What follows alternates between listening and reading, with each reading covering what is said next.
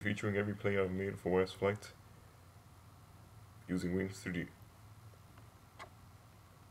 Well, as you can see, in one of my previous videos, I've actually made a video that actually featured a few of the planes that I've made, but those are only a portion. Back then, I only had around 9 or 10. Now, the amount of planes I have has doubled. Now I have at least 22, perhaps even more. So first, I'll be showing you the different planes I made. Well, I already repeated myself a few times already, so first feature the Arcbird.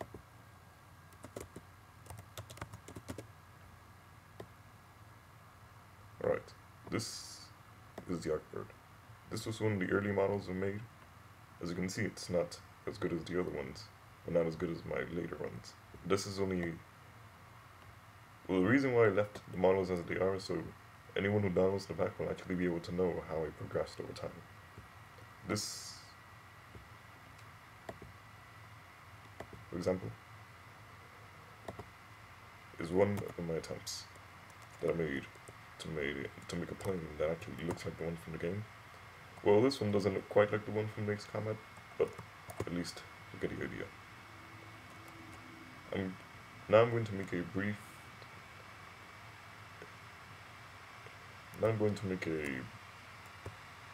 demonstration of this plane. First, I'm going to accelerate this plane to its full speed. As you can see, it has good acceleration.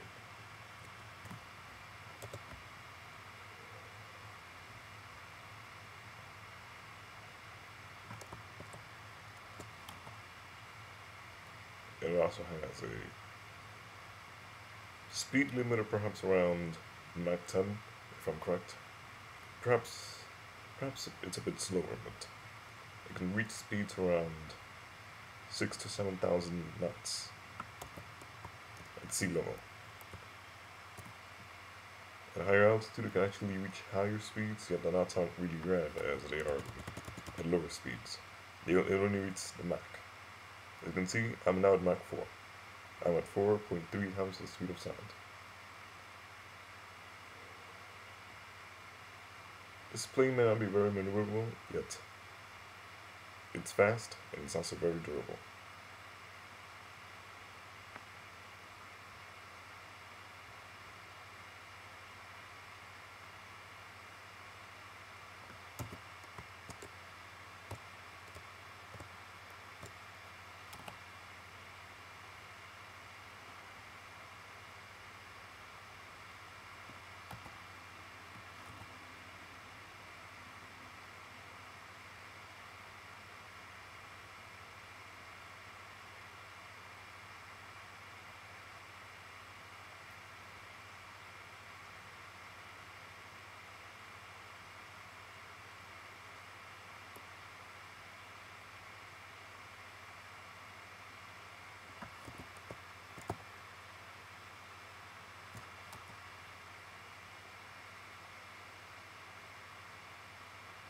Now I'm going to make a climb to higher altitude.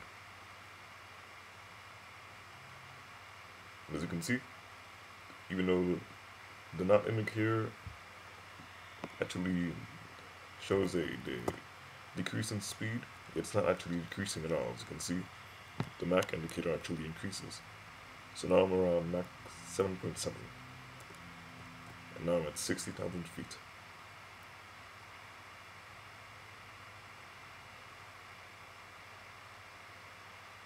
There is a bit of a problem in this game. If you go above 118,000 feet, you lose control of your plane. Now I have no control. I do have some partial control, but it's only by thrust vectoring. I can't really go past this point. I can't go higher in this angle, or I can roll as far as I want to, yet I can't really make any other adjustments at this altitude. So now I'm stuck in a temporary orbit. Yet the good thing about this game is you can actually simulate a re-entry in this orbit. Once you wait for the orbit to finish, then you can actually make a re-entry. You know, it's not necessarily the most realistic re-entry as some players experienced. I mean, I've experienced it firsthand. But let's get out of the situation, or this might take too long to actually go down. So I'm just going to make a simulation combat. So I'll put a air combat. I'll go to the A's. There's the upward.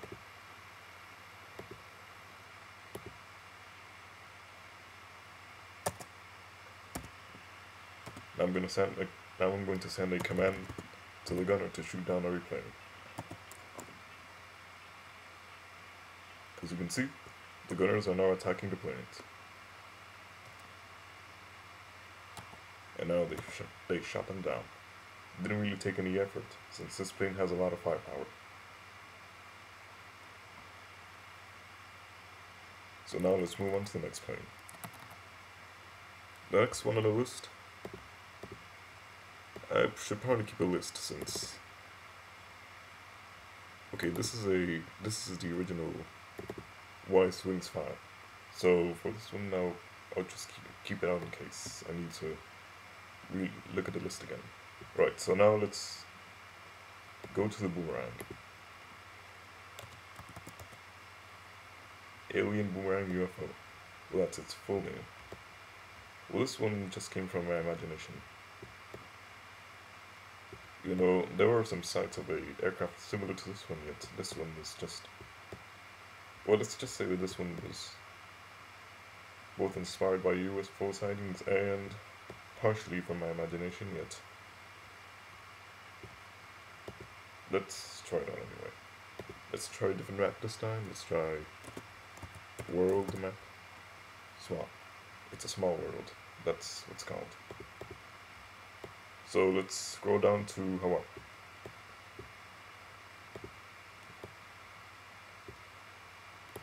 Or let's choose a more familiar area. Let's choose Paris. That way you get to see the Eiffel Tower. So now let's select this plane. You can download the world map at the KZS spec. I believe it's the D. There are several packs.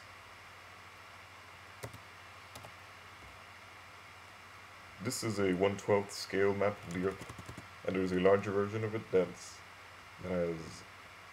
I believe it's a 1/4 scale. It's 3 times the size of this one, and it's quite large. It's actually the single largest map for YS Flight. There are rumors that state that there was another map even larger, and that one it was actually a full-scale map of the Earth. Yet since, as you can see, take a look at the joystick at the bottom. The larger the map, the more it vibrates. As you can see, it actually vibrates a lot. Or doesn't seem to vibrate since I'm actually recording, so it's probably not vibrating as much as it normally would. But well, actually, this is a small version of the world. It's a 1/12 scale. The other one is the joystick shakes a lot more in the medium version of the world than the small one. So now let's go back to the aircraft. Alright, so I'm currently at Mach 5, Mach 6, I'm still accelerating. This plane is capable of going around Mach 13, I believe. And it's also extremely maneuverable.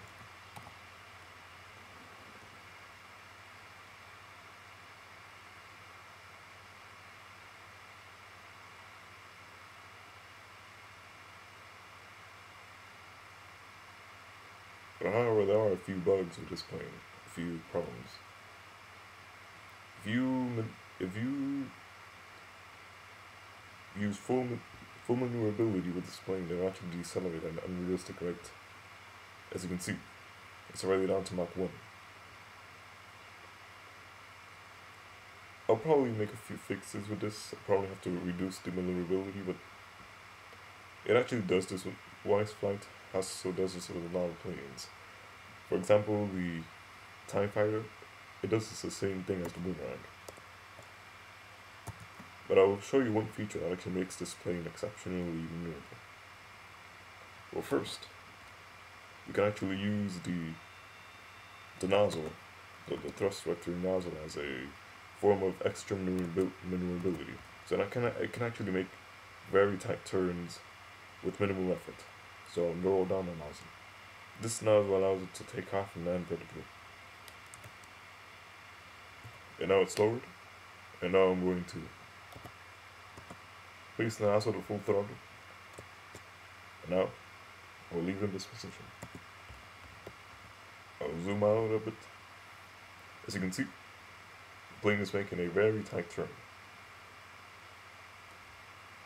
Other fighters such as the X-Wing and the TIE Fighter can actually do this as well.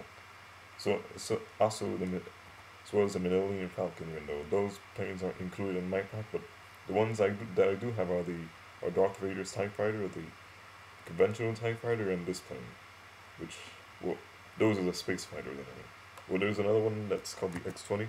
Well, that one was originally a experimental plane, but I modified it and added a electromagnetic gun to it, so it has a very high firepower, we get a very low rate of fire. I'll feature it next, but let's just wait. Well, I won't feature it immediately after this one, since I still have more planes to feature, but I'll feature that one eventually.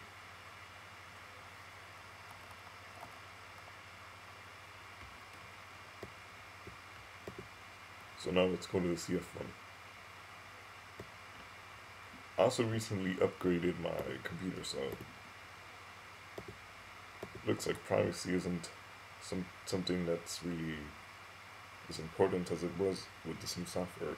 As you can see, the name of the user is displayed on the upper right corner. So now, anyone who watches this video will know who is actually recording. But okay, so now I'll select the CF1, and as you can see, you know why I named it this way. Well, this plane is only a concept. In real life, it wouldn't actually be able to fly.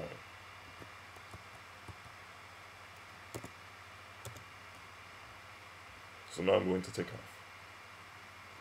This plane may not be the fastest, it can only go up to 180 knots, yet it is extremely maneuverable.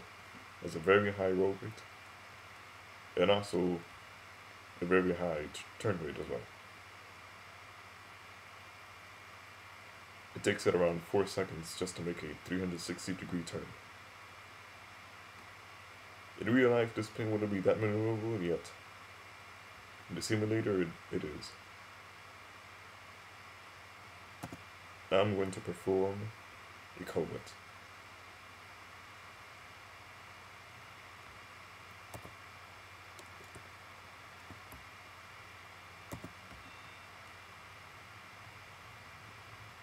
Or sort of a culbut. Larger planes do it better than the small ones.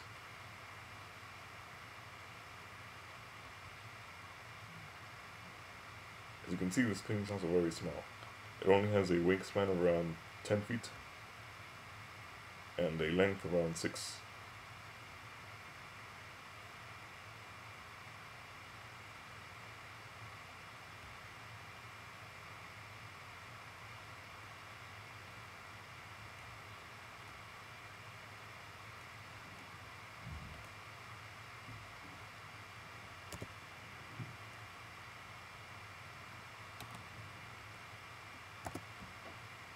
And this game also gives planes like this one the ability to land vertically. You know, it won't be able to do so without getting considerable damage. So now let's move on to the next one. The Death Star. Well, this one actually was made with Blender, yet for some reason it shows up black in the simulator. Well, I don't really mind it, since it actually gives it even more menacing. Well, even though it isn't Darth Vader's creation, it's more of Darth City's, but it still gives it a more menacing look, since, well, Darth Vader was supposedly the symbol of evil in Star Wars. Anyway, let's take a look at Death Star.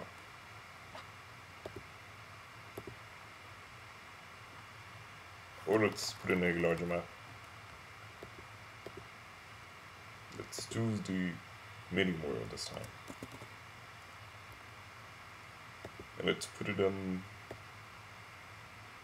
by Singapore.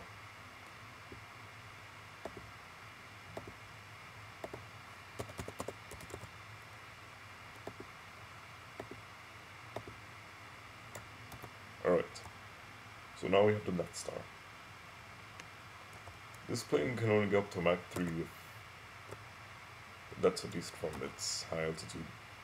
But this plane is only a 1/10 scale of the actual Death Star, so if you're wondering why the Executor class star Dreadnought appears to be so large compared to the Death Star, that's because the Dreadnought is actually a full-scale version, yet this one is only a 1/10 scale, so this one is actually a lot smaller than the actual Death Star. The reason why I made it this small is because if you put in the actual Death Star, it would be unflyable.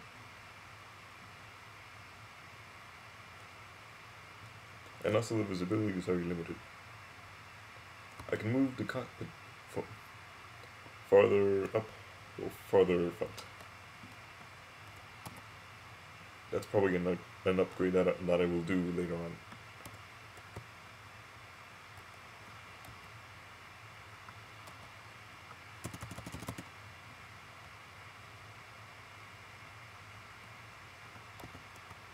As I mentioned earlier, I'm now flying in a 1/4 scale of the actual world.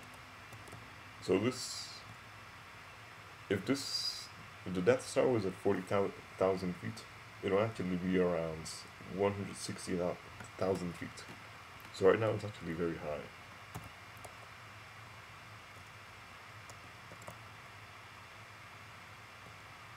The good thing about this map is you can actually land anywhere. Literally. Even land on water.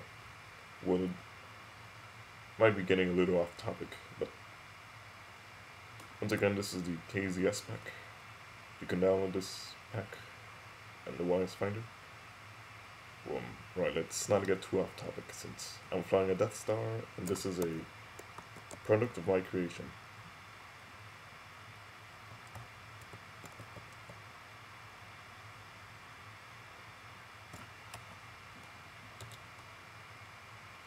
This plane is actually capable of landing vertically and actually staying in one spot for a long time. Now I'm going to slow it down until it's stationary in the air. The actual Death Star does float in space, even though it's still moving at around 17,000 miles per hour since it's actually around the orbit of the planet. So in real life, the Death Star wouldn't be able to actually stay stationary.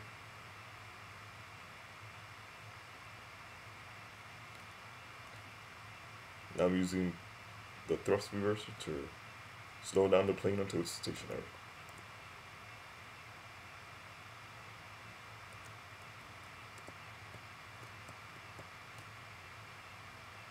Now I'm almost stationary. I'm going to go to Ghost View now.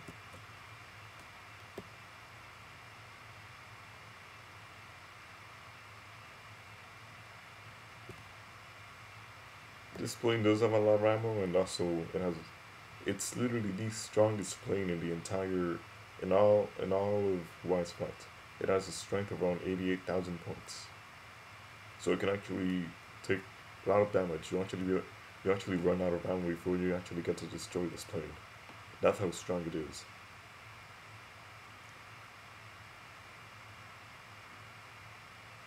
And considering its large size, since this plane is around 10 miles in diameter, well, it's a 1/10 scale, so the actual one is 100 miles.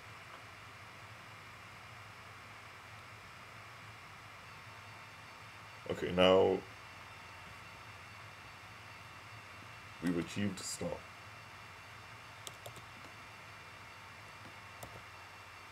The good thing about the simulator is you can actually do things that would be considered impossible in real life. For example, this is impossible in real life. You cannot float down gently. You would literally crash. You would literally go to Mach 1 if you were flying a plane this large. Well, one of the great features about this plane actually is its considerably high rate of fire. Well, it doesn't have a high rate of fire, but it does have a very powerful caliber.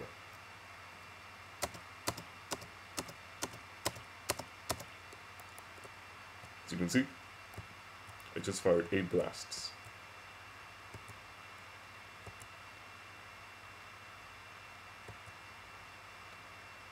It also has 1,000 counts of ammo for every load.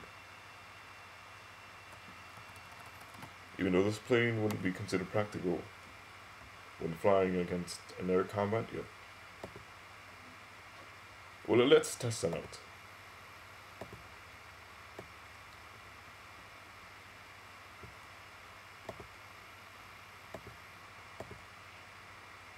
Never mind. Let's pick another map.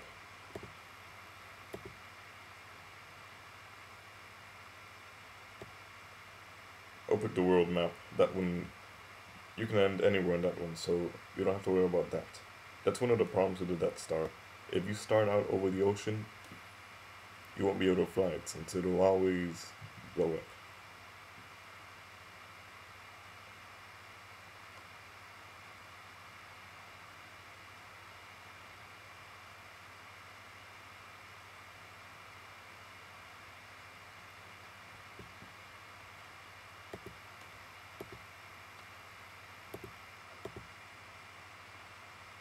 Oh, that's the F-18.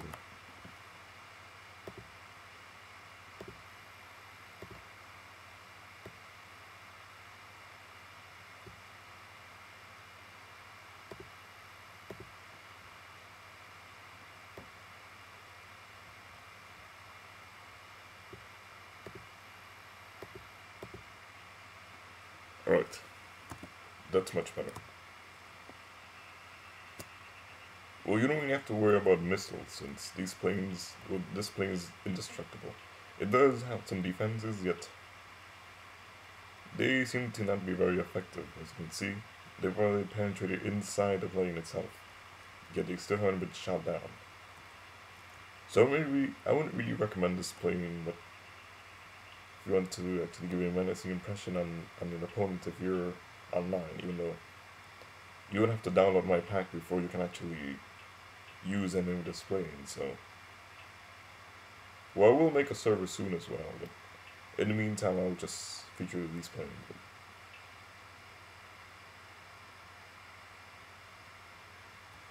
How did that happen?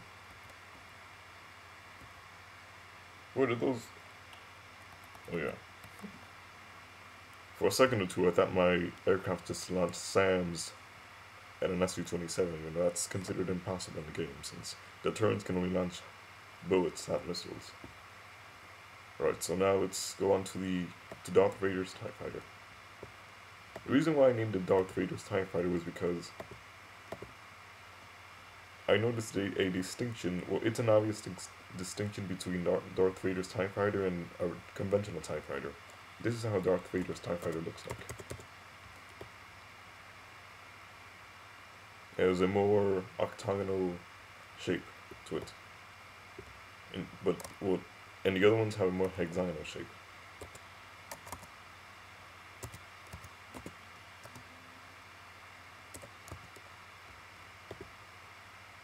As you can see, it has a hexagonal side. The Darth Vader's TIE Fighter has an octagonal side. So you actually noticed a distinction between Darth Vader's TIE Fighter and a conventional one.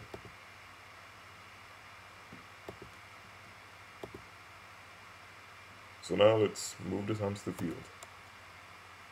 It does have VTOL capabilities, yet I'll just demonstrate them quickly.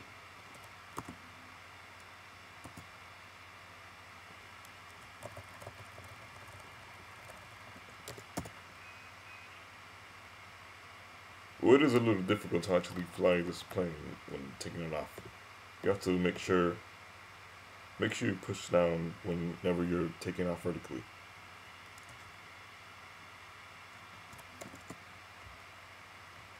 And then, once you do that, move the nozzles forward, and then you're clear to go. You can take off horizontally as well, but I should have done that for a boomerang, yet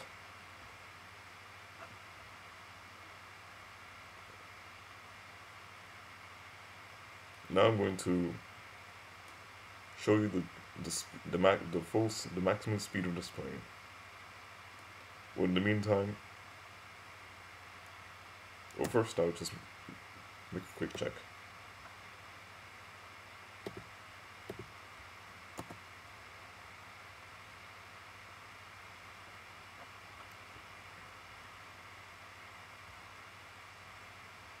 One of the bad things about this plane, once again, so does the other, that this plane, the boomerang, and the other TIE fighter have, is the sudden deceleration of high turning rate. If you pull up at a full turning rate, as you saw a few seconds ago, it decelerates considerably. So you need to make sure you go in a straight line if you want to go to full speed.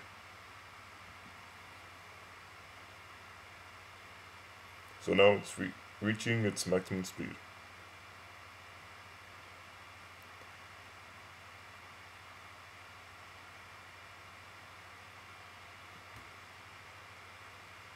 Now it's around Mach 12. This plane reaches speeds around Mach 13.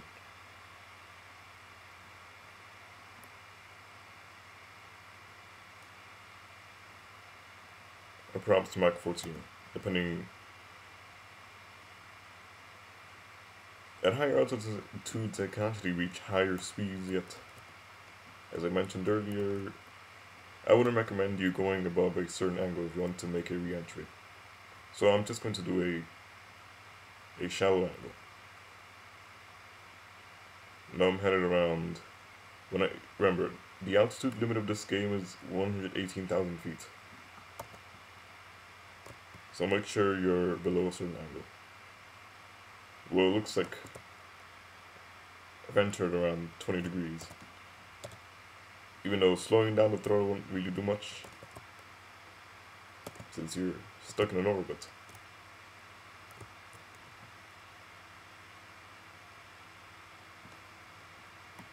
I'll just do a quick demonstration of what a re-entry looks like.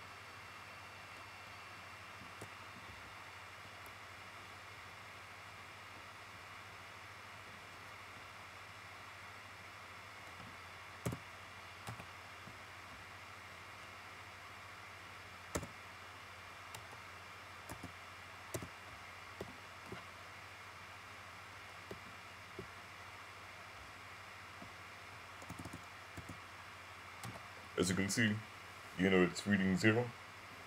The plane's still going at a very high rate.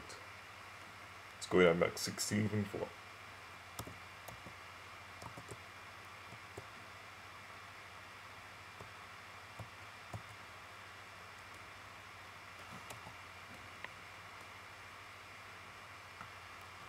Well, let's move on to the next plane. Another plane that'll have similar re-entrance capabilities will be featured later on. Now let's move on to the Executive Class Star Dreadnought.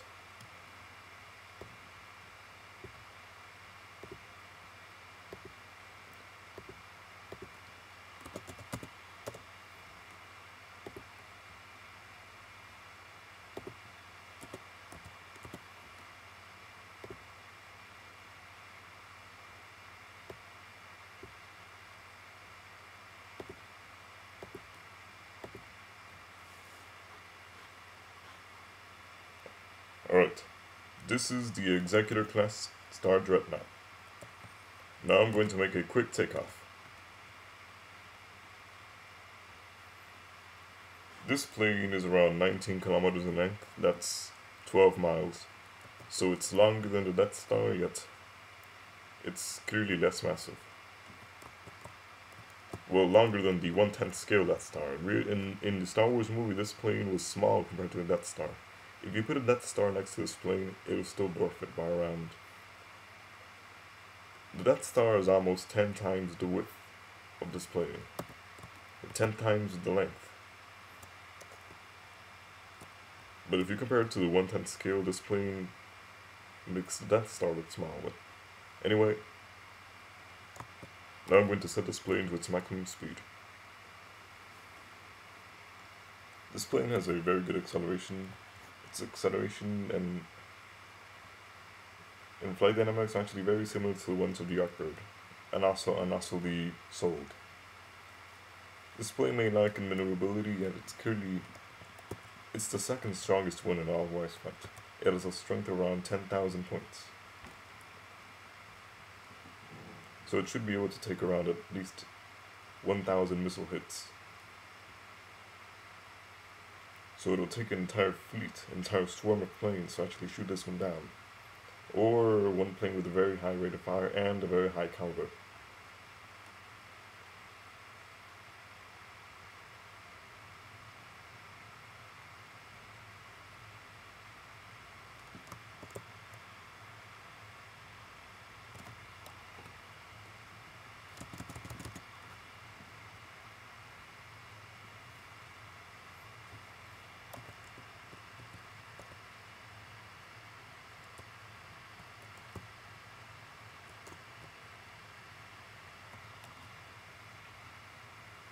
Well, looks like that was a bit of a glitch. There are some glitches in the game. If you exceed a certain speed,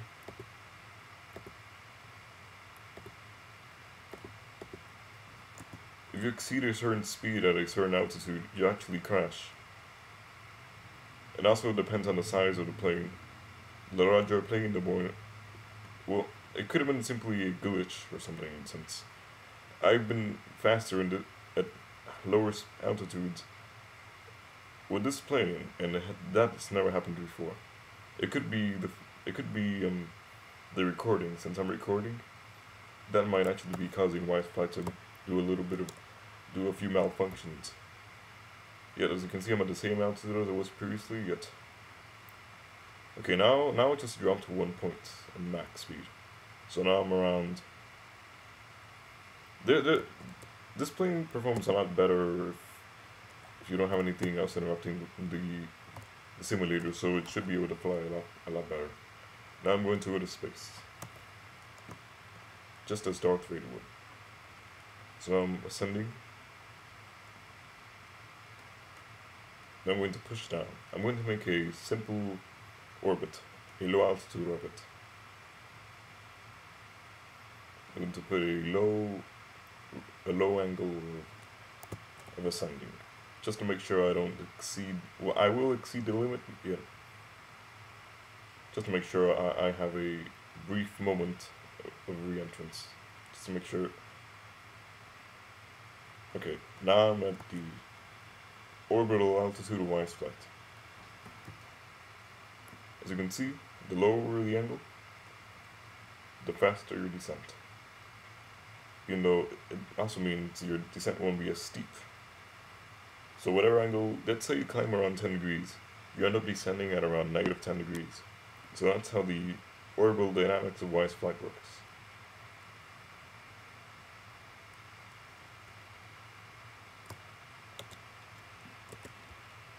Now I'm going to set the brakes, put the flaps at maximum power, and also put thrust reversers at maximum power. I'm going to make a re-entrance.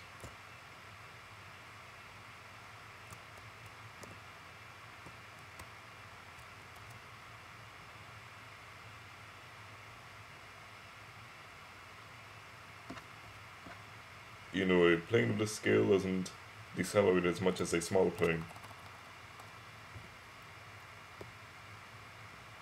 But let's make a quick simulation of air combat.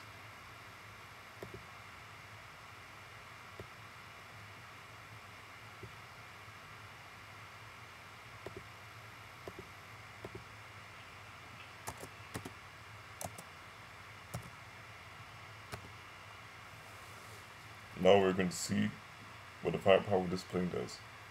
This plane actually has a lot of turrets, as around 50.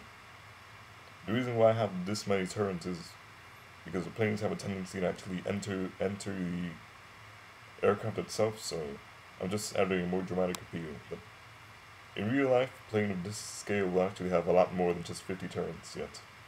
So just to make sure the game doesn't slow down if I add more, I only add 50.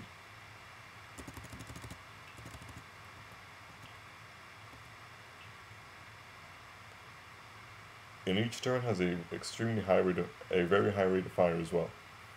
Somewhere around 100 bullets per second. So you can only imagine how, even though these turrets aren't very accurate, as you can see, they're still very effective. And just to make a quick replay of the turrets from the outside.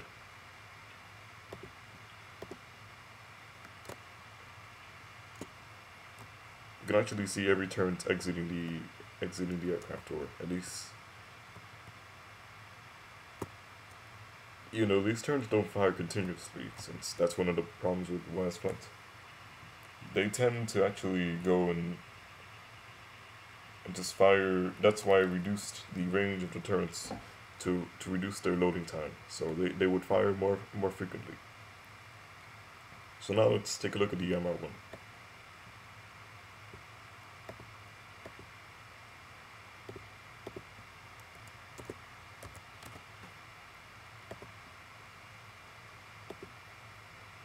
This plane is a player-controlled missile.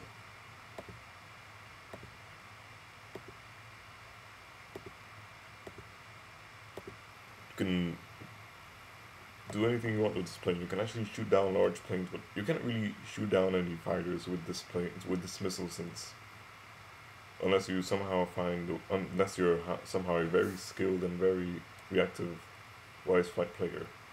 Well, actually, it is possible to shoot down other fighters yet, since fighters are small and hard to hit.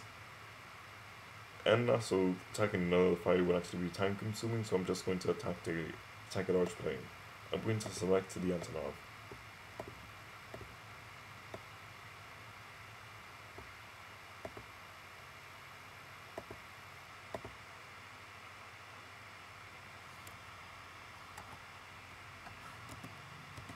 I've loaded this plane with one air-to-air missile and one air-to-ground missile.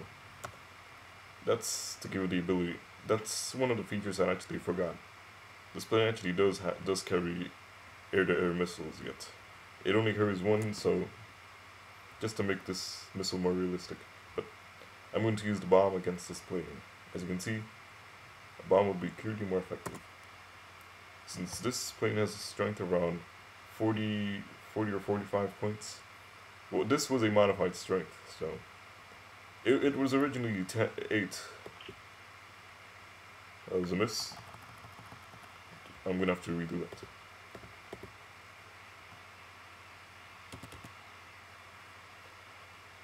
Excuse me for a moment while I attempt to make a demonstration of how to shoot down an Antonov with a bomb.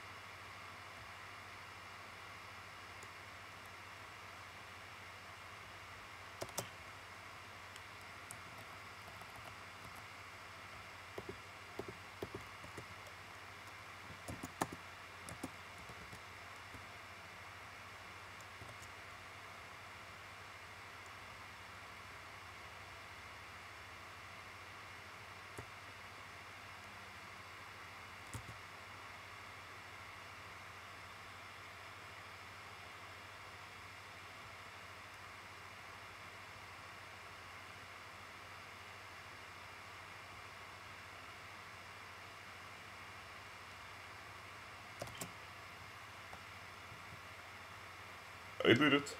I shot down the anti-map. And now let's shoot down a ground target.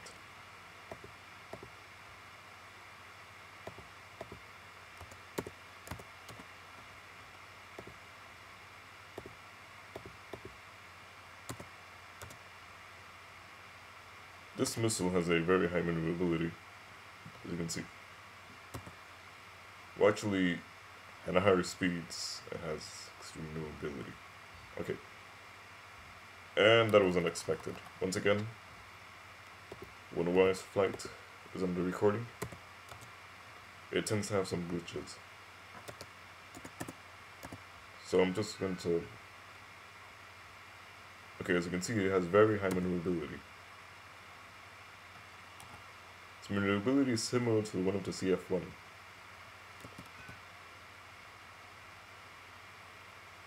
It also can go... It can actually go very fast.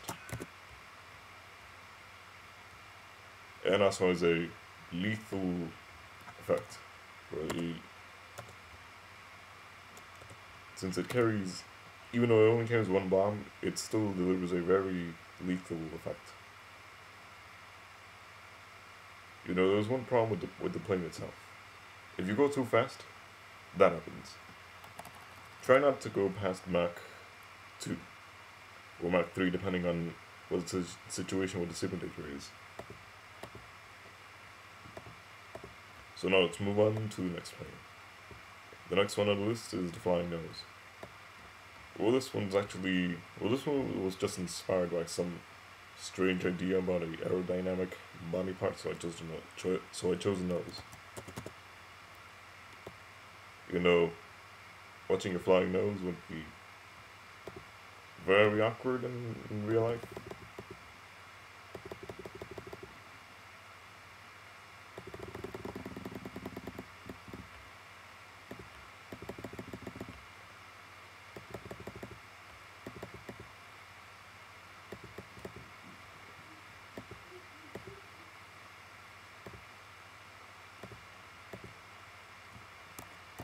But I still got inspired.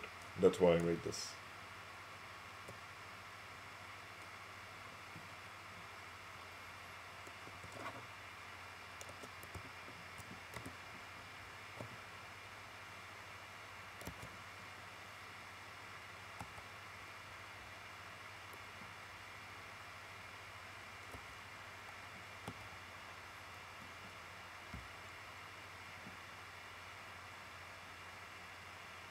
This plane has a turning rate of around 30 degrees per second. It's more comparable to a F-22 or probably an F-35. Yet, you can see, even though it has a very mediocre turning rate, but it does have a small turning radius, since this plane actually goes very slowly compared to most planes, since it's actually, well, it's not aerodynamic in real life, so I chose a reasonable speed for this plane.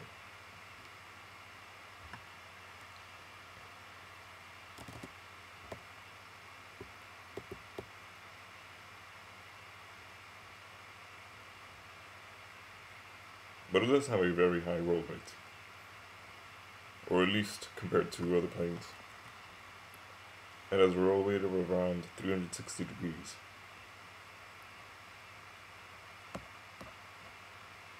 It also has a very small turning radius.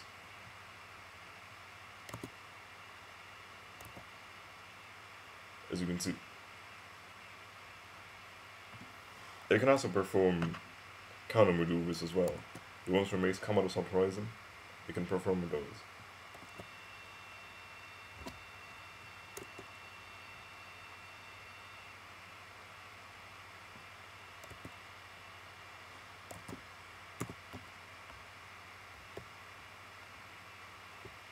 I just performed the Cobra. If you want to see the replay, I'll show it.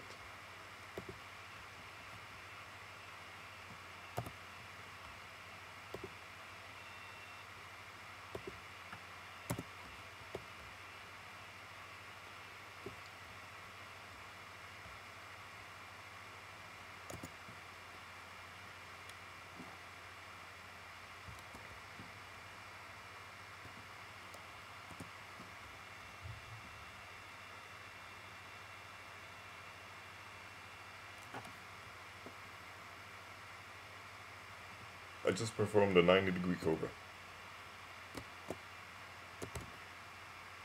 And now I'm going to perform a cullet.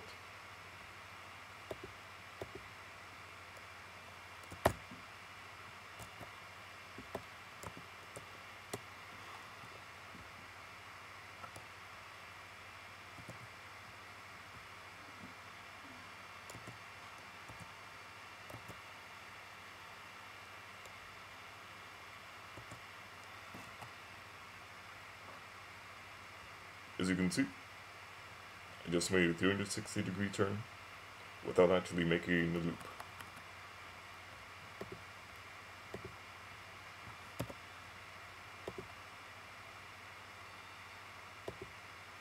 You know, I would recommend you going at higher speeds to actually make this, to actually perfect this maneuver.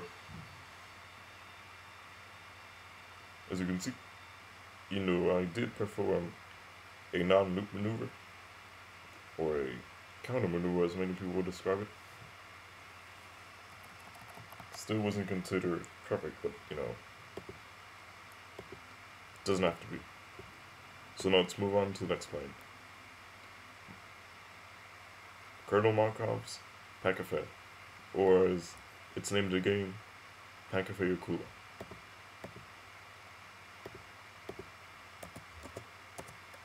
This plane is a modified pak-fa with a Trinity warhead. Well, it carries a Trinity missile, as you can see.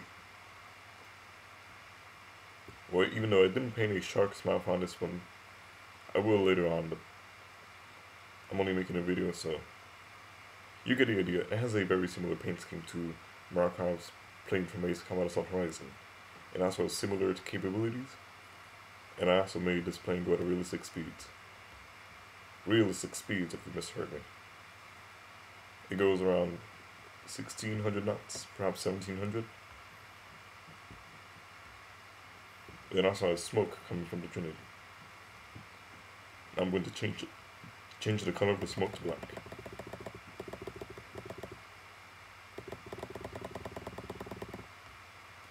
Just to give the viewer an impression of a damaged Trinity. That's how it was during the most of the game. Also, if you notice, I still haven't added a cockpit yet, but I will on a later update. It'll probably be update 1.5 or 1.25, depending on how many updates are before the second version. Or perhaps I'll just make it. Well, I named this pack Y Swings 1. I'll show you where it is later on, when I'm done with the video. So now I'm going to fly this plane.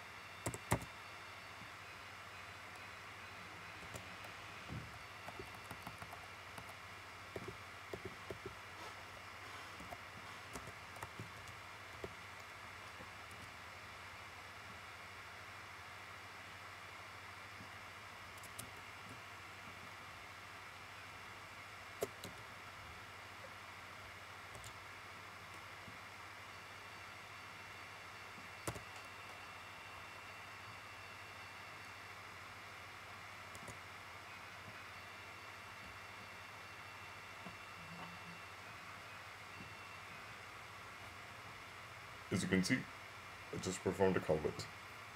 And now I'm going to perform a cobra.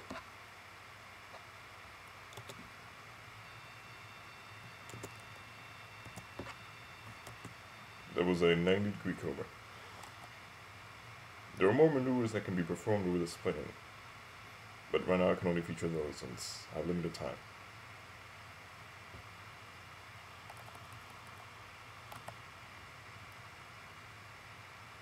But there are some features that this plane actually... There are some cool features that this plane possesses. For example,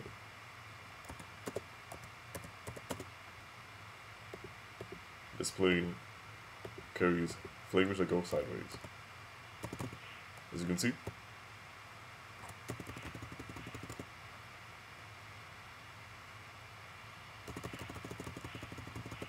this feature gives the player an edge in evading missiles, so you can be completely still and still evade a missile from an enemy.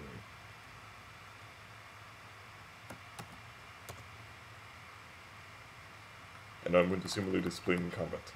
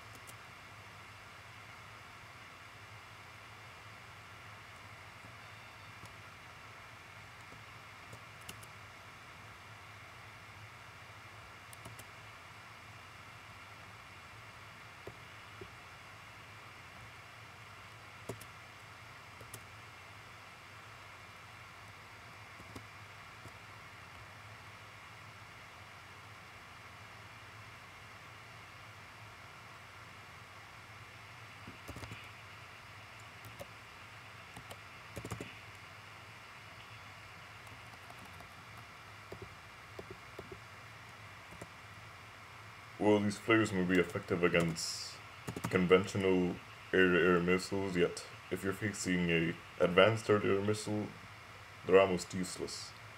Well, that's how it works for flares in general. You have to move, but anyway, it's actually very difficult to maneuver if the screen has a very low frame rate. I normally do better, but since essentially 1 second you might be one place, the next second you might be another. So I have to be very careful.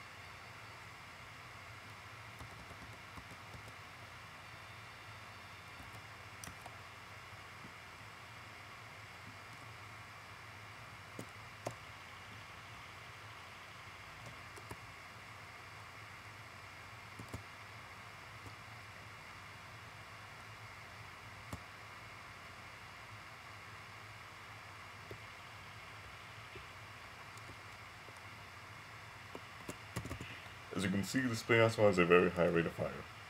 And very fast reaction time. Wow, it has good reflexes and also a good turning rate around 30 degrees per second, which will give you an edge over any other fighter.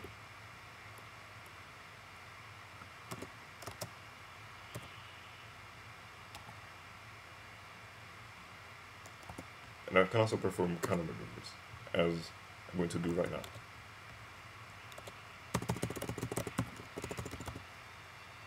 Never mind.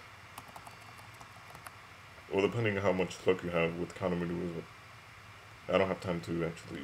Well, I normally do better, yet, as you can see, low frame rates throwing me off.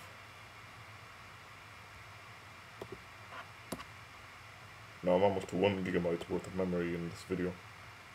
So now let's move on to the next plane. No! Oh! Okay, that was frightening.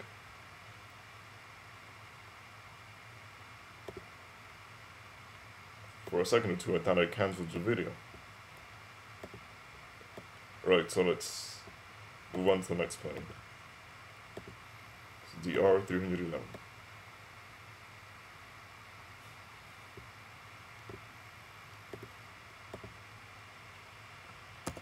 This plane has very high maneuverability and very high speed.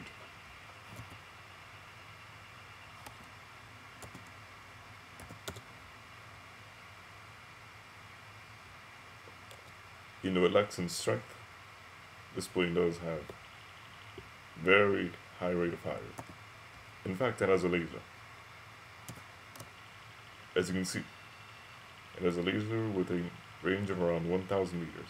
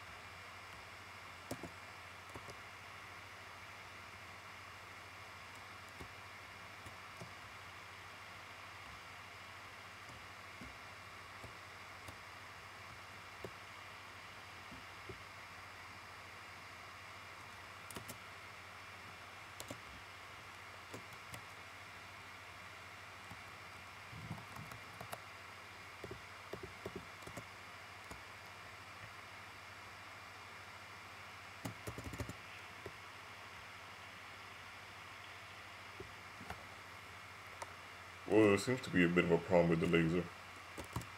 Doesn't seem to be as accurate in when I'm recording, so I can only do it in playback. But now let's move on to the next plane before we run out of time. So now let's move on to the RC champ.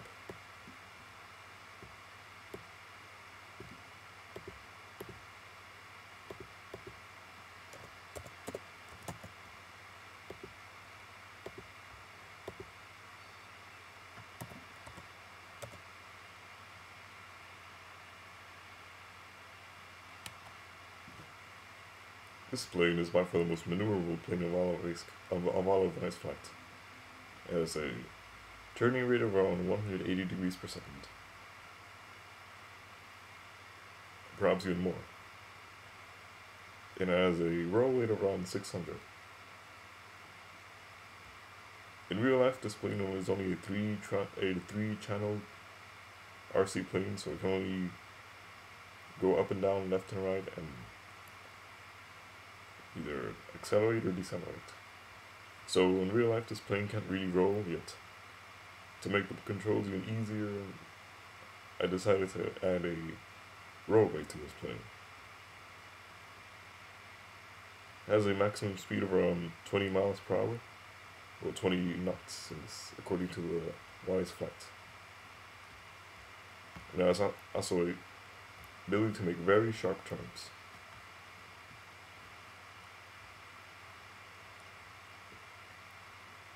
You can even go through the tightest spaces with this plane. That's how smart it is.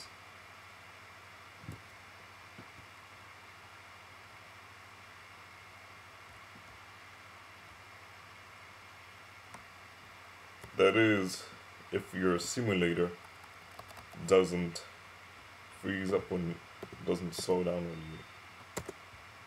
Well, that's also one of the most difficult places to go through. So you just need to make sure you go right in the center. Or right under that. Make sure it doesn't... Okay, that's how we did it.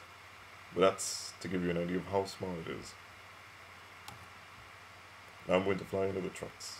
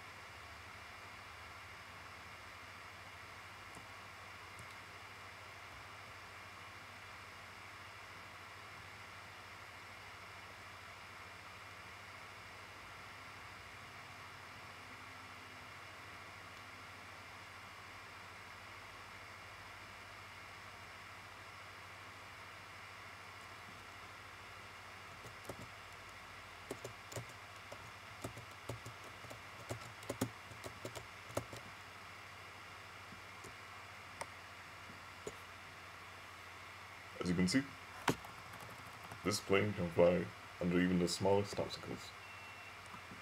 Now I'm going to put this in third-person view.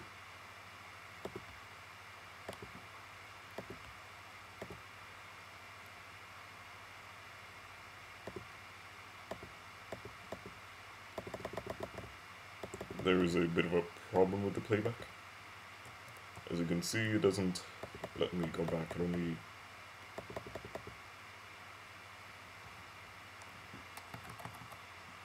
Well, that's what happens whenever you're recording once again. Alright, so now let's move on to the syntaxing.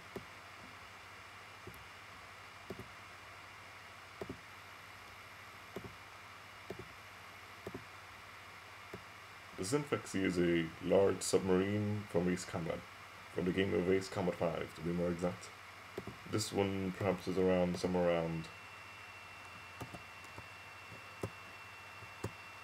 1700 feet, which is around 400 meters.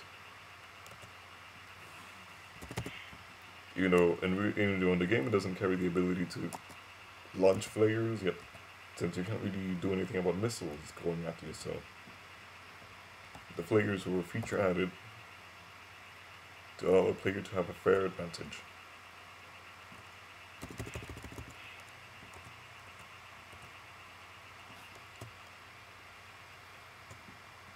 That is, if you don't.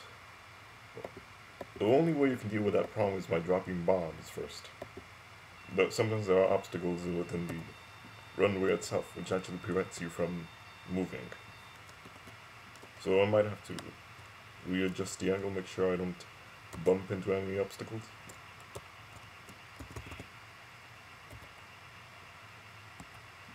Make sure the flares are working properly.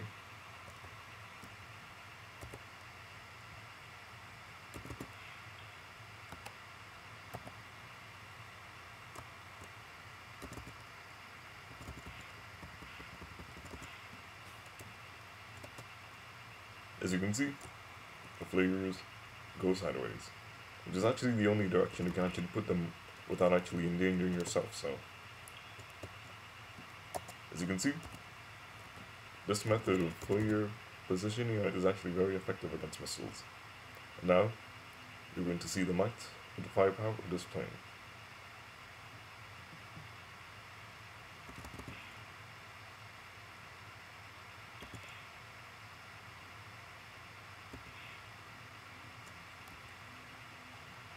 Now the enemy is going to meet its doom.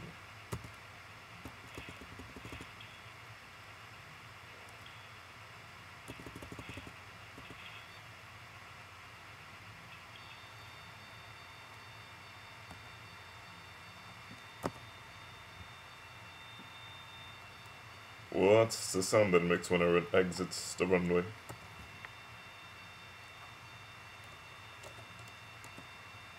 It also has a very powerful machine gun. Well, a very powerful gun, to be more exact. It fires somewhere around 3 bullets at a time. So it gives it a firepower of a gunpowder around 3. It was actually not very powerful, but considering the fact you can actually shoot turrets at whatever at any rate you want, even if they have a very low loadage time. Now I'm going to do a display of might.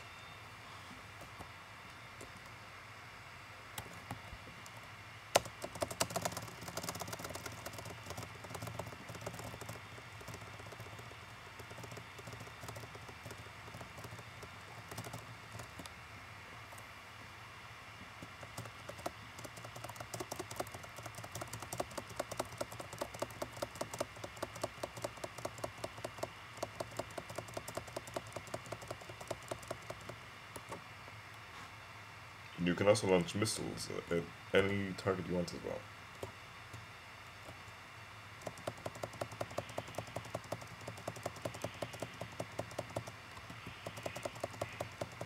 That is, if the missiles actually make it to the destination. Since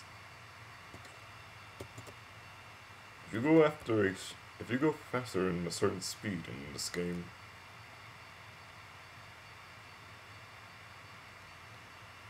sometimes if you're on off the runway, your aircraft has a tendency to shake.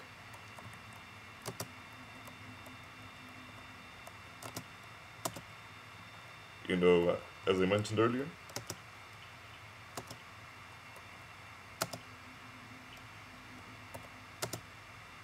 these turrets have a very high power, are very powerful. Now let's move on to the next one. Now let's move on to the cellular raft. Well, I wrote it as a cellular since I didn't actually know how to spell it. I misspelled it and that happens.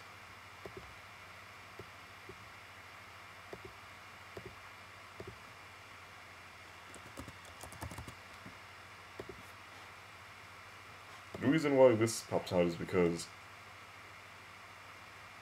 there is no actual way. There is no actual way I can actually make this plane stable, yet still go at a very slow speed. If I make any slight changes in the functions of this plane, then it might end up either going too fast whenever you're putting in a starting position and just crashing, or simply doing other strange things that are simply impossible in real life.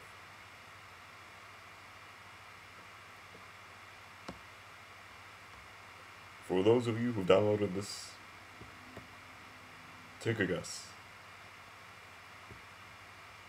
There's only one logical guess.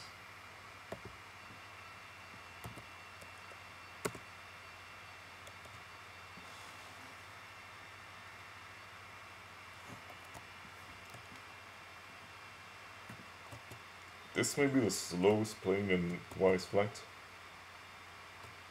yet it still has a very, very high maneuverability. As you can see, it has a very small turning radius. And also, its tendency to actually slow down and speed up during a turn actually gives it a more realistic impression of what a rower would do. And this is actually one of the most detailed models I've made for Ice Flight. So detailed, you can only... Well, there are also a few problems if you zoom in. Not every detail shows up. Sometimes holes are left in the model. And one of the reasons why is because Wise Flight sometimes has a tendency to leave a few holes in an SRF model. Since there is no Mac version of the YFS Blender, so there is no way to actually convert a SRF model into a DMN model. So the good thing about using SRF models is you can actually use models from Wing3D and directly convert them first into YSVRML 2.0 format, and then using the YSVRML 2.0 VRML format, and then you can use this software, and then using the software you can actually convert any YSVRML model into a VRML,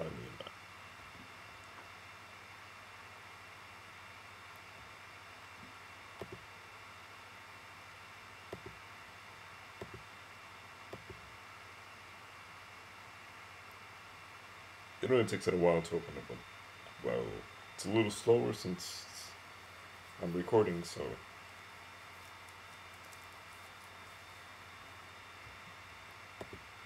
Whenever this happens, just press ignore, it's nothing serious. So go to File, Open File, 3D Projects, and select any model. This is a VRML model, then you can export it in SRF format.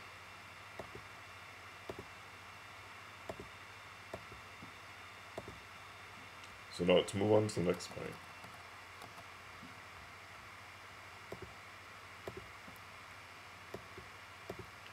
So now we've seen the cellular, now let's move on to the solid.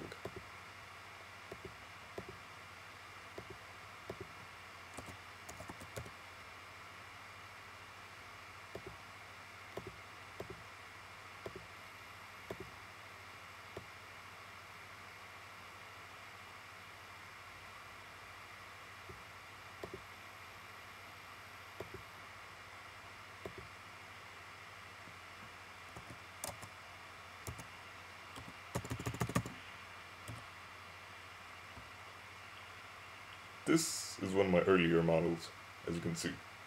Not all the details are included yet. I might make a few corrections later on, perhaps add some solar panels. That's actually the only features missing in the Solg. The Soul from Ace Combat 5 has solar panels. Unlike this one's just the structure itself, without the solar panels.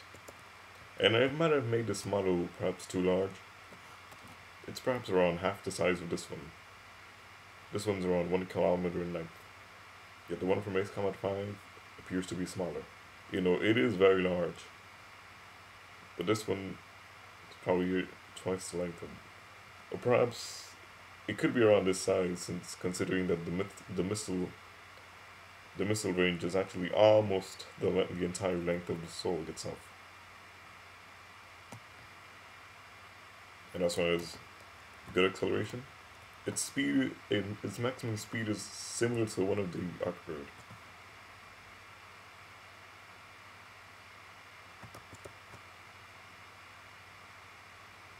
And what this plane and all the other large planes have in common, they have a lot of ammunition.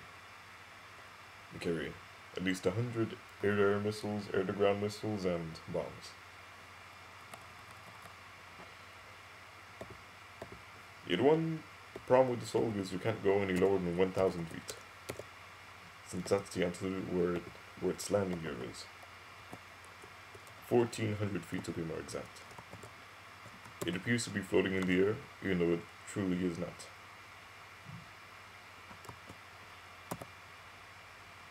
So keep that into consideration if you want to go at a low altitude flight. I wouldn't recommend using this plane for a low altitude flight, since it was designed to be at high altitude at all times. But anyway, let's move on to the next plane.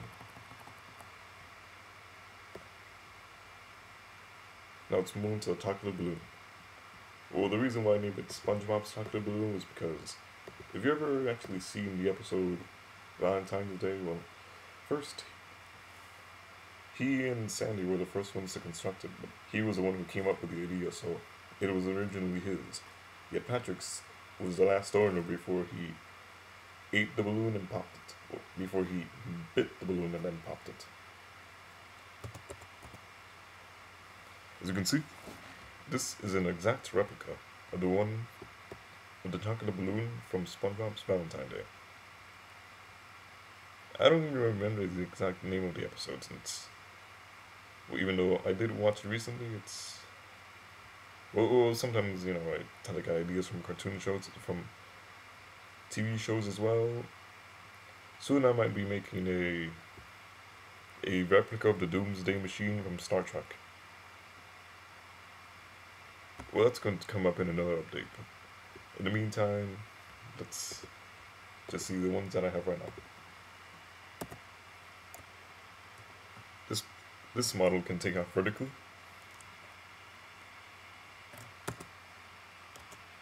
And also go horizontally. You know, it does have the tendency to accelerate very simply. Yet I made some adjustments to prevent this plane from going any faster than 17 knots, I mean. Since in real life, hot air balloons can't go any faster than similar speeds. Yet the reason why it accelerates so much is because of its high thrust-to-weight ratio. The thrust-to-weight ratio must be higher than the weight of the plane itself, in order for it to be able to lift off the ground.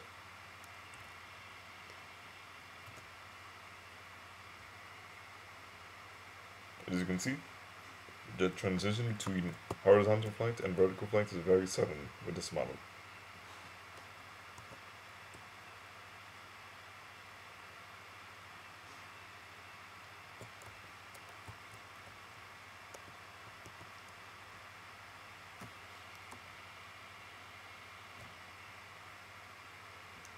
One of the disadvantages of flying this plane in air-to-air combat situation is considering its very, very low strength. It's by far the weakest plane in all of Wise flight. This one, along with the RC Champ, they only have a strength of only 1 point, so it literally only takes 1 bullet to shoot down this plane. And I'm going to make a quick demonstration of why. Now I'm going to select plane with a low rate of fire. Let's pick the... Well, let's pick Mina. She carries a machine gun with her, but it has a relatively low rate of fire. And now let's pick the chocolate balloon. And also pick the RC champ.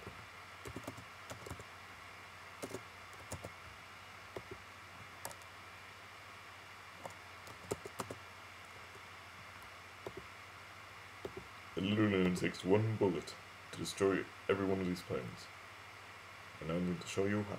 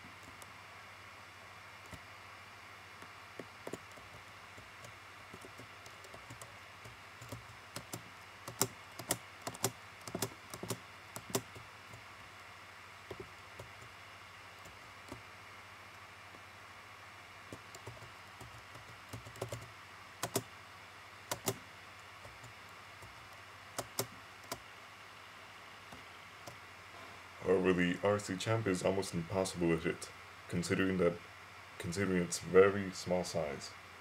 It's around half a meter in length. If you put Mina, for example, she's somewhere between 5 and, well, she's obviously less than 6 feet. But let's put her next to the RC champ to make a demonstration of how small it truly is. It's a radio-controlled plane.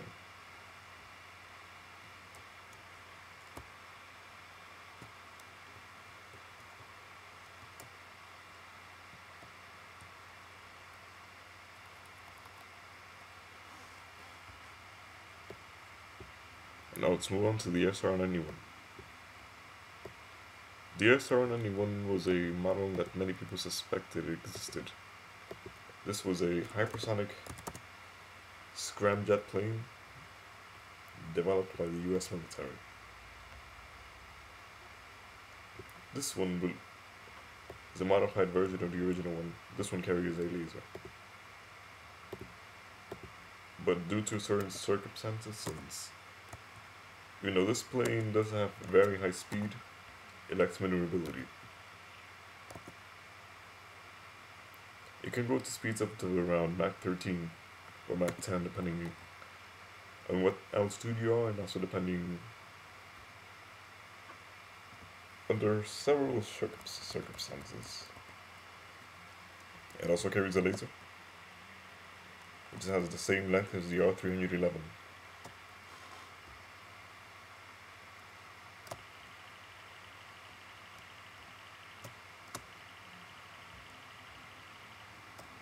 Yeah, there are a few problems with the laser sometimes. This applies to lasers in general. Sometimes it appears as if you have to be flying or you have to be slashing in order to actually make a kill with the ground target. It does work a lot better when you're not recording, obviously, but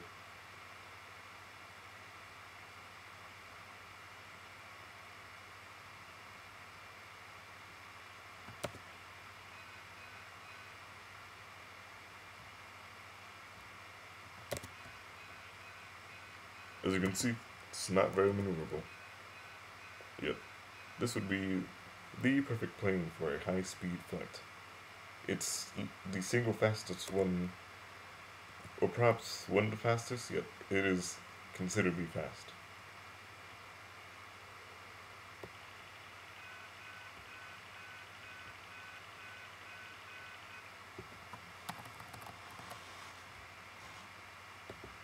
Let's try the R311 and see if it does any better.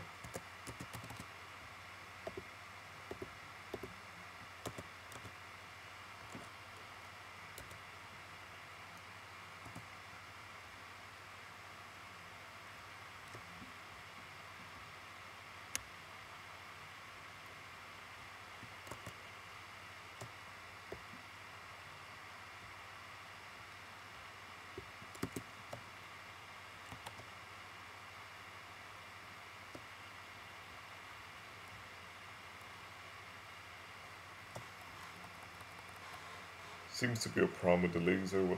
It doesn't do this when you're not doing too many when you're running too many programs other than wise flex. So don't be disappointed by the video itself. So as you saw in the playback I made a few months ago, the R311 performed very well. It was capable of shooting down both air targets and ground targets. Or it may not have displayed that yet. I've done it before and it does work. But the problem with the R311, along with the SR-91, the Executor Class Star Dreadnought, and the Death Star, you cannot really save those planes on a playback, unless you have a very powerful computer, since, considering the fact that they carry very large amounts of ammunition, and the R311, the SR-91, carry a lot of turrets, a total of 100. 100 turrets firing simultaneously will actually create a lot of memory just to save it. So if you want to make a video of the SR-91 or R311, make sure you record it with a screen recorder. Now let's move on to the TIE Fighter.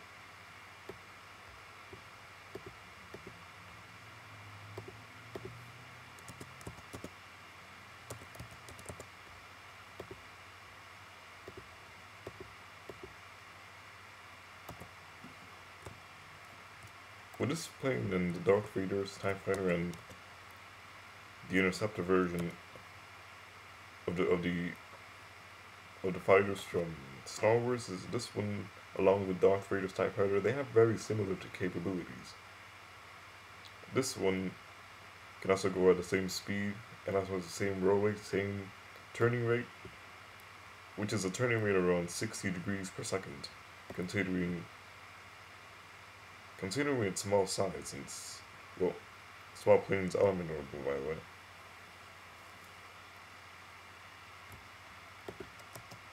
Now let's make a simulation with air combat. With this plane, it would be invincible. You can actually pick this one or Darth Vader's TIE Fighter, whichever one you prefer. Doesn't really make a difference,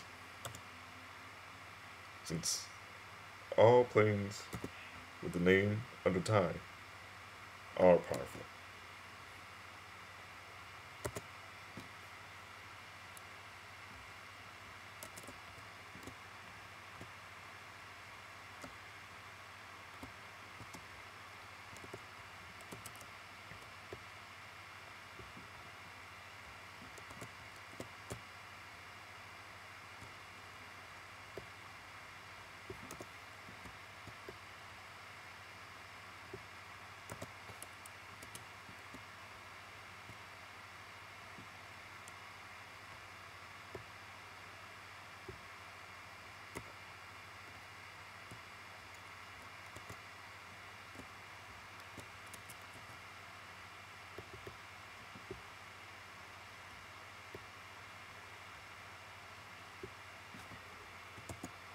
And as you can see, even though this plane doesn't have a very high rate of fire, it does have a very high caliber.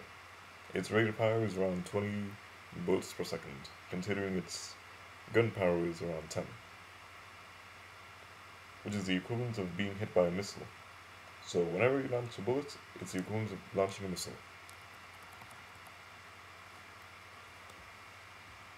And now let's move on to the next plane. Now let's move on to the Trinity. This is the EW-1 Trinity from Ace Combat Assault Horizon.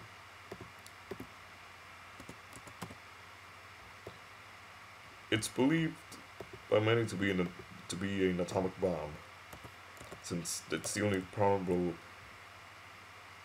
description of this weapon, considering its very high blast radius. Even though it only has a damage radius around 1,700 feet. From this was a first-hand account. I tried to experiment this in the original game of Ace Combat Assault Horizon. I launched the weapon on the ground, then I climbed above a certain altitude, and then I climbed down to 1,700 feet, and that's where I died. So it actually has a low blast radius compared to other atomic bombs. Even though the shockwave can be felt from a long distance, the main damage, the physical damage is around 1700 feet. So it's not very powerful actually. Yet its yield must probably be around 3 kilotons, probably around 3 or 4. It's certainly more powerful than the Genie missile, but still not as powerful as Hiroshima and Nagasaki. Yet those bombs are still weak compared to the one that's going to come up. It's the Tsar bomb. This one's the most powerful bomb that's ever been detonated on Earth, on the history of the planet. It was a bomb designed by the Soviet Union to compete against, it could have been simply a bomb designed to put the highest amount of damage. It was originally designed for 100 megatons, yet its megatons, yet its yield was reduced to 50 megatons in order to reduce nuclear fallout that might result after we explode, just for safety reasons, in case the nuclear fallout spread too far.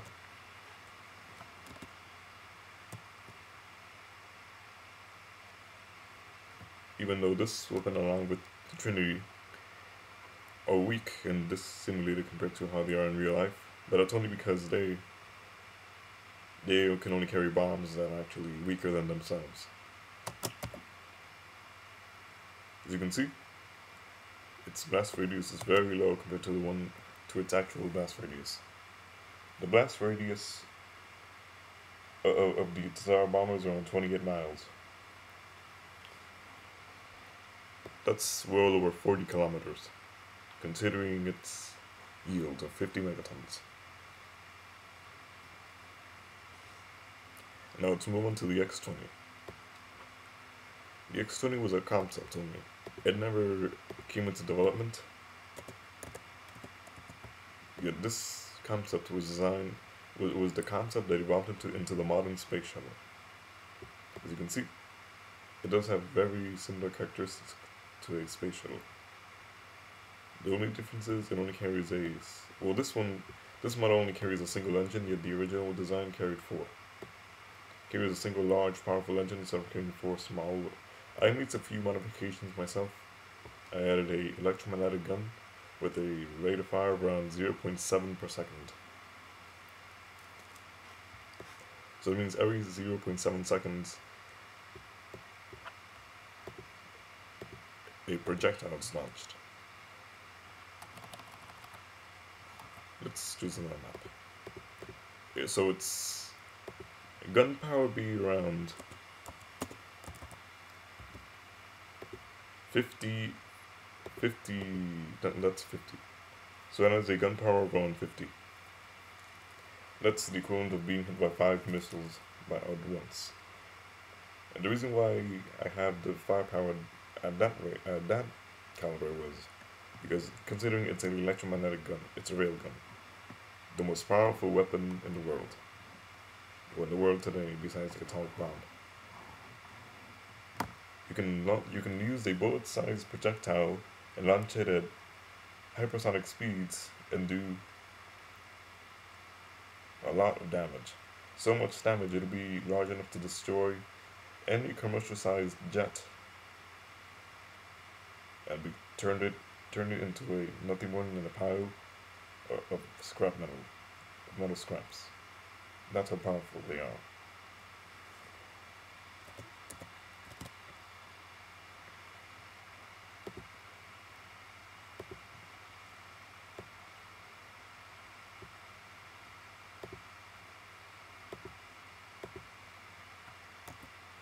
Now I'm going to make a demonstration of how high this plane can go. But I'm not really going to place it to its maximum altitude, but first I'm going to go very fast.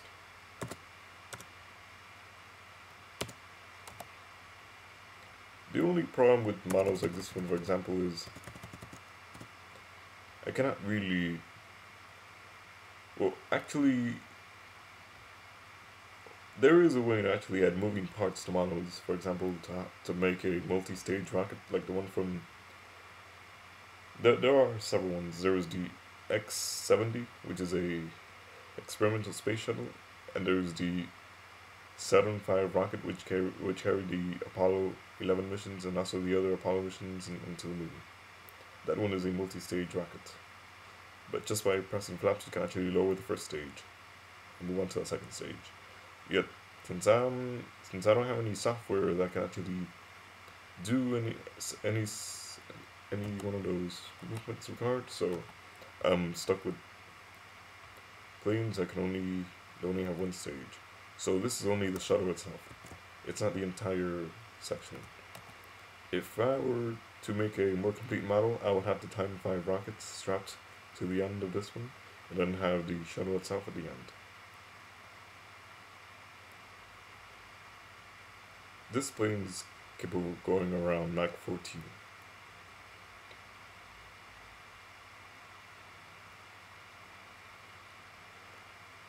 And I'm going to show you how it does a re-entrance.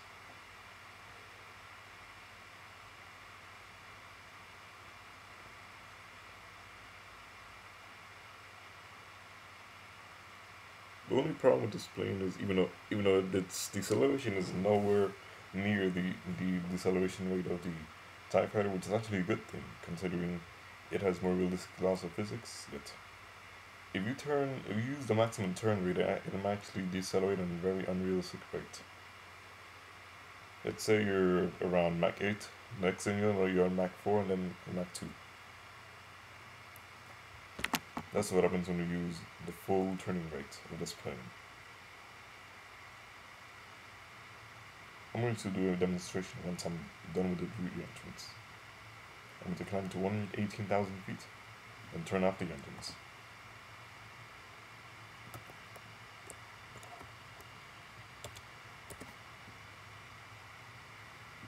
Once I'm done with that, I'm going to simulate a real-life re-entrance. I'm going to pull up, and then just wait until I re-enter the atmosphere.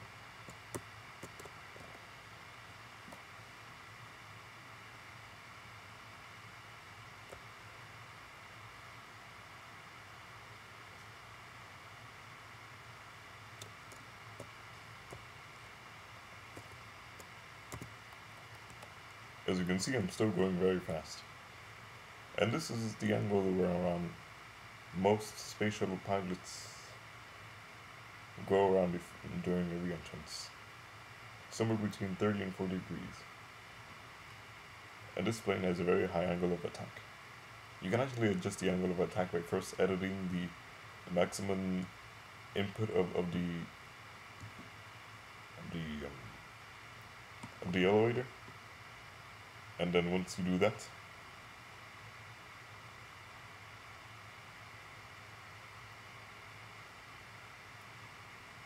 looks like it just made a re-entrance, and now it's up. Okay, as I was saying, once you do that, then all you need to do is then adjust the stability.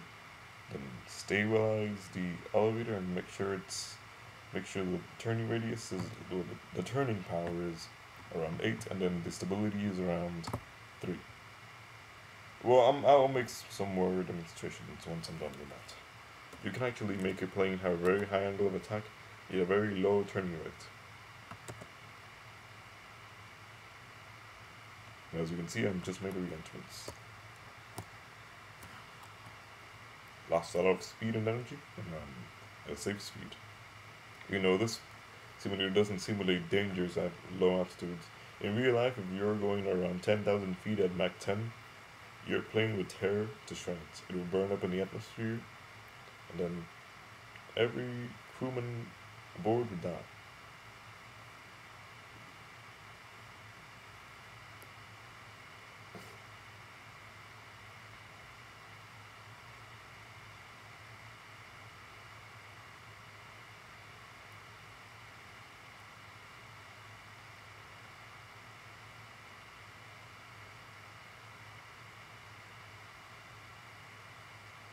I'm going to do a demonstration of what happens when you do a maximum turn rate turn. You know, it doesn't decelerate as quickly as the TIE fighter. It still has a unrealistically high deceleration.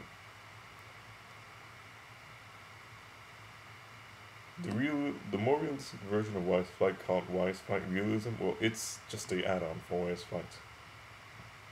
It claims to have more realistic laws of physics. It does have some fatal side effects. The wingmen are actually dumber compared to the ones in Wise Flights, which are already dumb. Let's say you tell them to form up, sometimes they just go around in circles until they crash. And there, they can't even land. But here they can.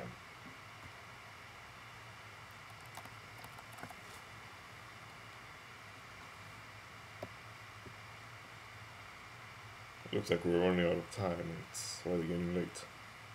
So now let's move on to the X-A10F.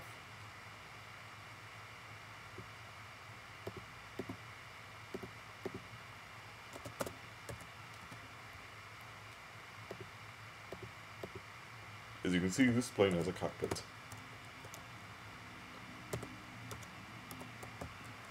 It also has large capacity ammo. And a very, very high rate of fire. As you can see, it carries 6 external underwing mounted machine guns.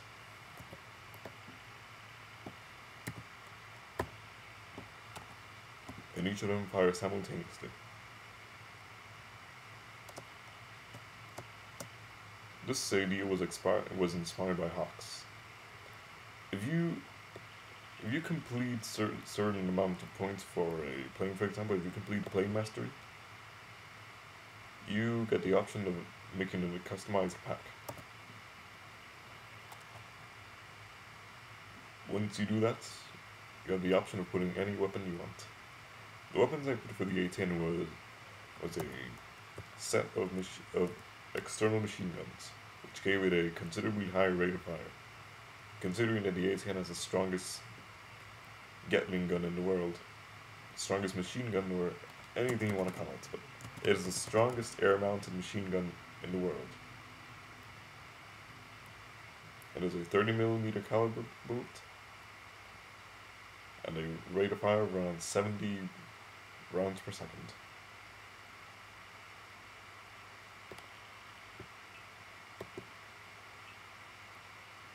Considering it can destroy aircraft carriers and any large vessel. Oh.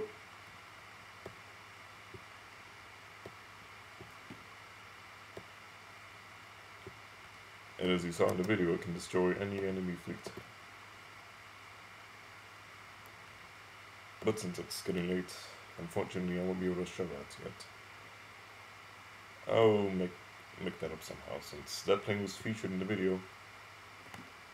Well, now I'm going to show one that wasn't featured in the video. This is the XVR. It's another one of my newer planes. This one is from Ace Combat Zero.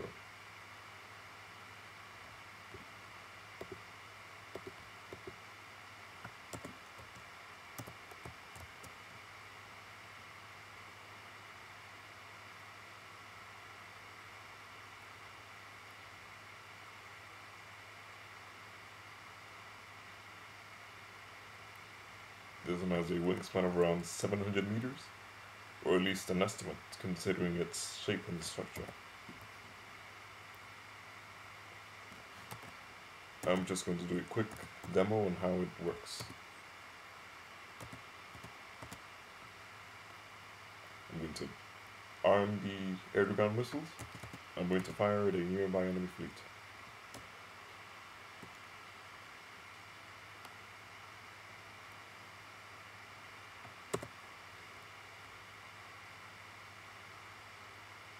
It also carries the ability to shoot down enemy fighters. It carries a turret, as you can see. Communication to radio communication, gunner, fire at will. Well, since there aren't any fighters to engage, there's really no need for that yet. Just to give you the idea that you can send commands to your gunners, so that way they can actually destroy the enemy with this plane. And don't get discouraged. about the video itself. If you're wondering why the laser didn't work in the video, why I can't destroy air-to-ground targets, there was an earlier video I made about the R311. As you can see, it clearly did destroy the fleet. So if you want to see its performance, see that video. The video is called R311 Remora, or at least that's what I call it. It has a name that's related to the R311. Just go to more videos and then that's where you'll find it. So that way you get a more precise impression of how a laser works.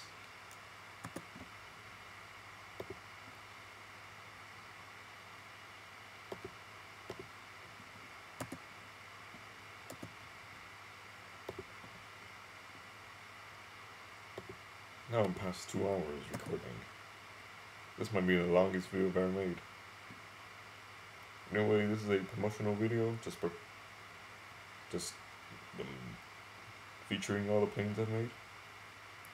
I'm also going to feature this plane, and I'm going to...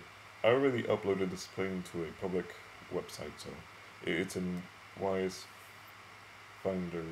It's not the original one, where we actually... Well, it's hard to explain, but I'll show you when we get there.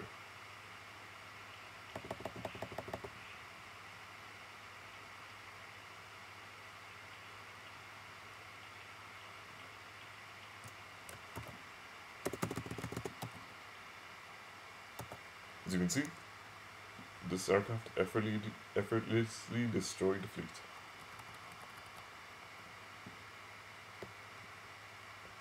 Now let's move on to the XP-10. This is a bomber from Ace Combat 2. This one is much smaller than the XP-0, but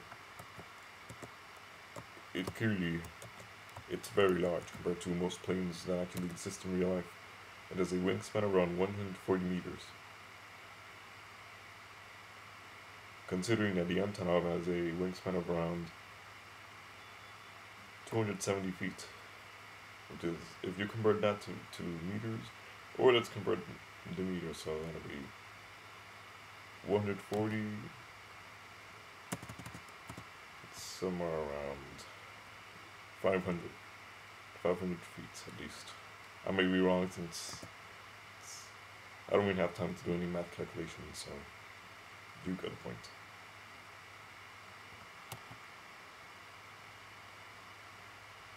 It has a strength of around 90 points compared to the ones of the XB337 has a strength around 300, the XBO is around 400, and the Arcbird and the Solog have strength around 500 points. Just to give you an idea of how strong those planes really are.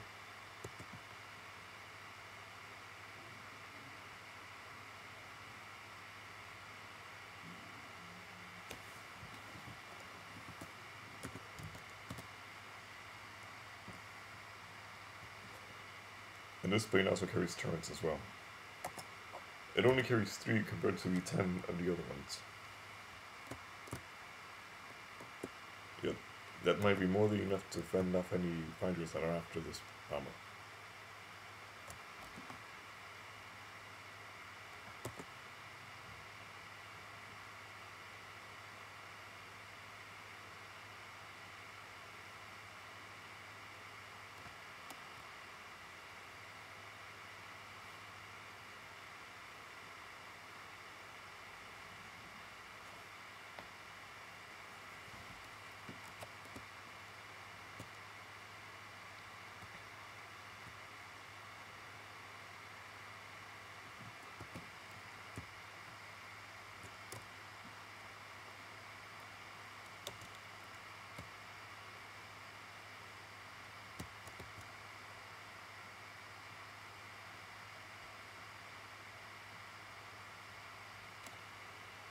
In this game, if you're wondering how can you survive a ground attack or an anti-air defense system, go after the gunners first. They're the most dangerous. The SAMs, you don't have to worry about the SAMs since they only carry missiles, which are actually easy to evade, considering the fact that you actually carry flares with you the whole time.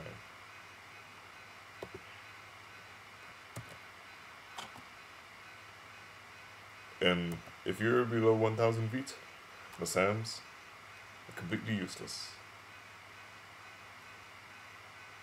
Can we make another turn and make a bomb run yet? We don't have time for that. Now let's move on to the XP-337.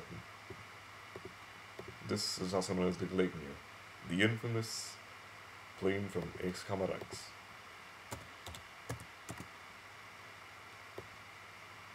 This one may appear to be extremely large in the game, yet considering its aircraft-like structure, it's actually, well, its transport plane-like structure, it's actually a lot smaller than it appears.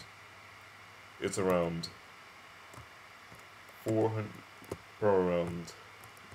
to 500 meters actually. It's small compared to the XBO and the P1112 like Ion.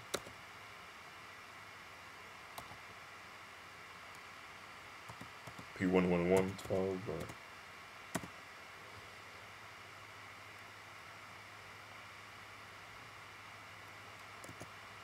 this plane and the XBO have very similar capabilities actually. This one is more maneuverable than the XBO considering its smaller size, yet the XBO might be slightly faster. They could be around the same speed since they do have the same thrust. In the dat file anyway.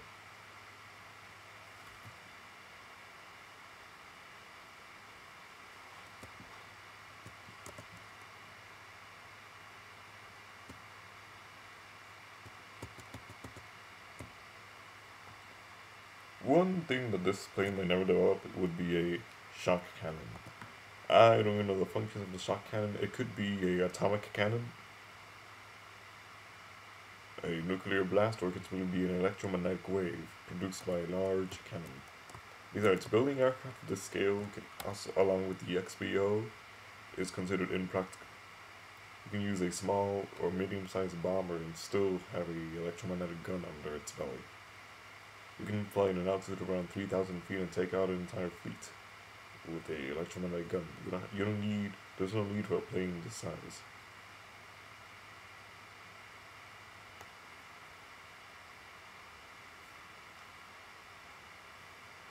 And if you've ever seen or played Ace Combat X, the Glaive-Near is humongous. If you were flying at 3,000 feet, it will still look like it's at least 6,000 feet in length. Even though in the iPhone version, the Glaive-Near actually has another name, which I don't remember. It's around the same size as this model right now. But one thing we do know that this plane is definitely larger than an aircraft carrier.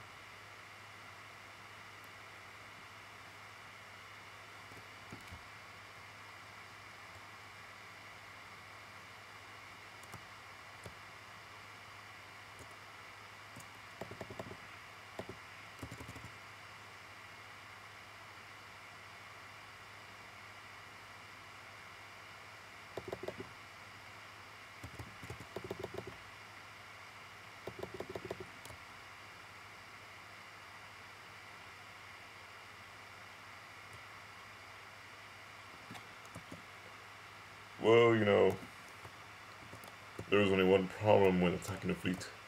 You have to make sure you launch at least 3 missiles, or else if only one survives, you're dead. And considering the low strength of this plane, it has a strength around 300 points. Or if you're lucky, you could survive, as I was.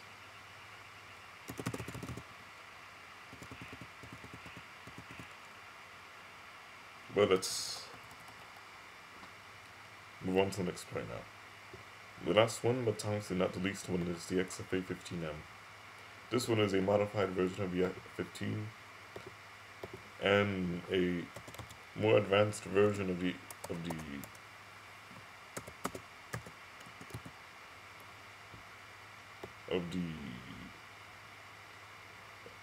F-15 SMTD. It's a more advanced version.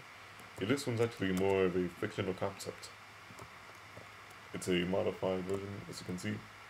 It is slightly based off the design of an X-Combat 3 F-15 model. This one has some noticeably different features. Has a more steep wing, thrust vectoring nozzles,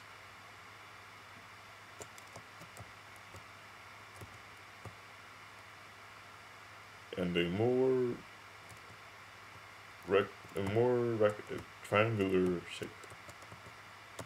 You know, it could be a prequel to the F-22 if it were be taken in a more historical concept. Yet, it's clearly not an F-22, as you can see. It's completely different.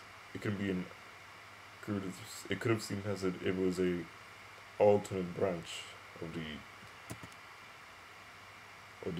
fighter family. This plane is extremely maneuverable. Well, not very, very maneuverable.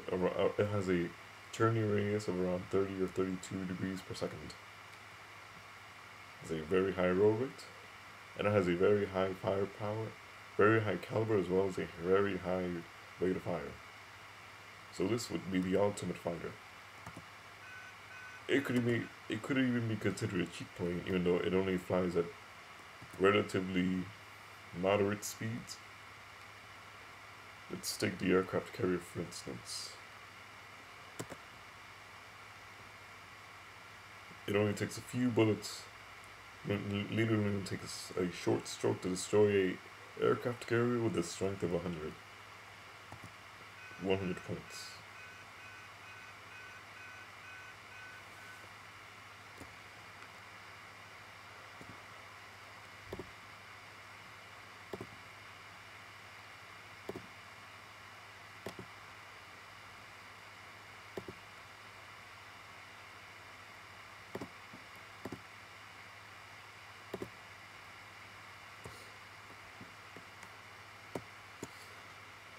As you can see, I did not use a lot of ammo, yet I still managed to destroy the aircraft carrier. I can do the same with the destroyers as well.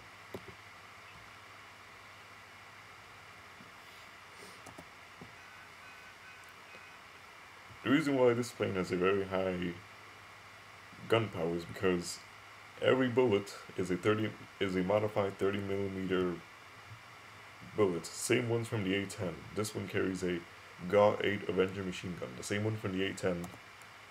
The only difference is these bullets are actually small atomic bombs, each one with the equivalent of a missile. It's a very frightening concept, yet if this plane were to exist, it could have existed perhaps,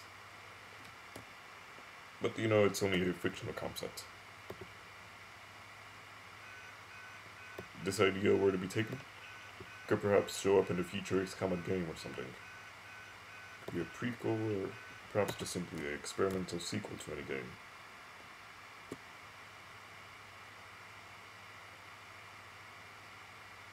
But this seems to be more of a Cold War era plane actually than a future plane, yet you can call it anything actually. Or if you want to use your imagination, it can actually be a modified high caliber yet high rate of fire machine gun with that launches electromagnetic railguns. So it does have a modified machine gun. You can use your imagination for this plane. You can imagine it can be either from the future or it can be a post Cold War era plane, anything you can imagine.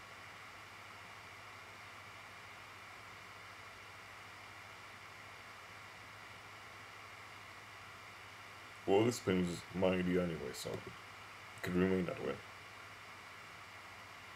But anyway, this plane was inspired by one of my favorite planes, which is the F-15. Considering its high capacity, it can carry up to 30 250-pound bombs.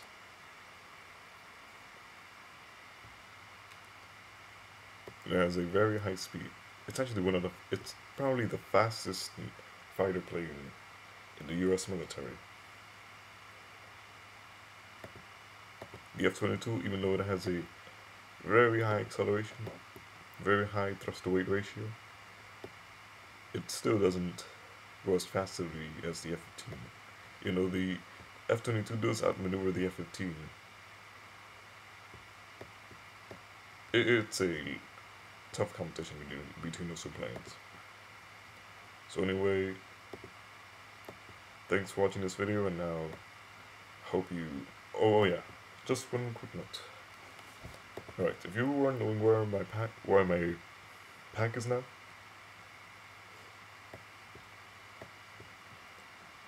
first go to Wise Flight. Oh wait, it's probably in... Okay, ysupload.com.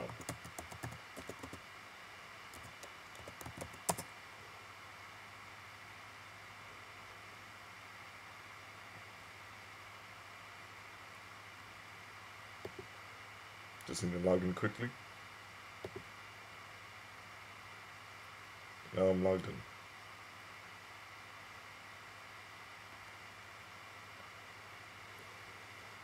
And now let's search for my pack. My pack is named Wise Wings Pack.